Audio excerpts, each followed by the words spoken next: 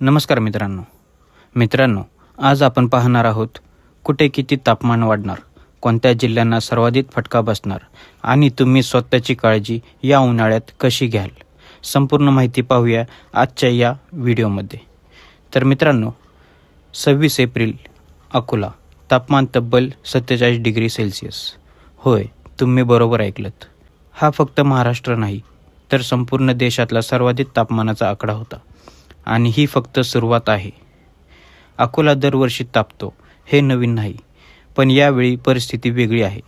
कारण आता हीच उष्णतेची लाट महाराष्ट्रात इतर जिल्ह्यातही सरकत आहे. हवामान अभ्यासकांनी दिलेल्या माहितीनुसार यंदाची उष्णता ही गेल्या अनेक वर्षातील सर्वात भीषण असू शकते. काही माध्यमांनी दावा केला आहे की या वर्षीचं तापमान हे गेल्या 150 वर्षाचा रेकॉर्ड तोडणारं आहे. जर हे खरं ठरलं तर ही परिस्थिती अत्यंत गंभीर ठरणार आहे. आता प्रश्न पडतो, ही उष्णता इतकी का वाढते? यामागे एक मोठं कारण आहे, मेगा एल निनो.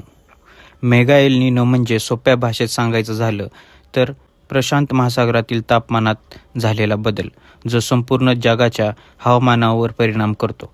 आणि भारतात, विशेषतः महाराष्ट्रात याचा परिणाम म्हणजे अत्यंत उष्ण हवामान, पाऊस कमी आणि तापमानात मोठी वाढ.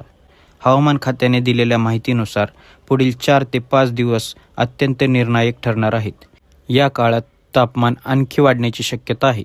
काही भागांमध्ये तापमान 45 ते 48 डिग्रीपर्यंत जाऊ शकतं. विशेषतः खालील जिल्ह्यामध्ये परिस्थिती अधिक गंभीर होऊ शकते. विदर्भ, अकोला, अमरावती, नागपूर. मराठवाडा, जळगाव, औरंगाबाद, मध्य महाराष्ट्रातील काही भाग. या भागामध्ये हीटवेव्ह अलर्ट जारी करण्यात आला आहे. उष्णतेचा परिणाम फक्त तापमानापुरताच मर्यादित नसतो, तो थेट आपल्या आरोग्यावर परिणाम करतो.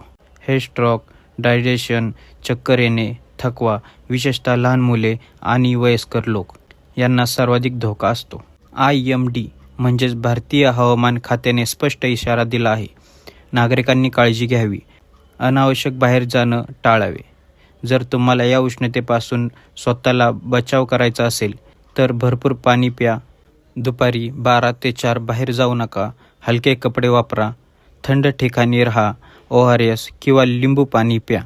आमच्या प्रतिनिधींनी काही भागात जाऊन परिस्थिती पाहिली. रस्ते सुनसान, लोक घरात. तापमान इतकं जास्त झालं की लोक बाहेर पडायलाही घाबरत आहेत.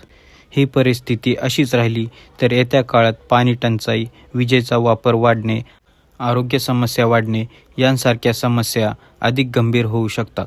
ही फक्त उष्णता नाही, ही एक इशारा आहे, निसर्गाचा इशारा. वेळ आली आहे जागं होण्याची. तुम्ही सुरक्षित राहा आणि इतरांनाही सावधान करा, कारण पुढचे काही दिवस खूप महत्त्वाचे आहेत.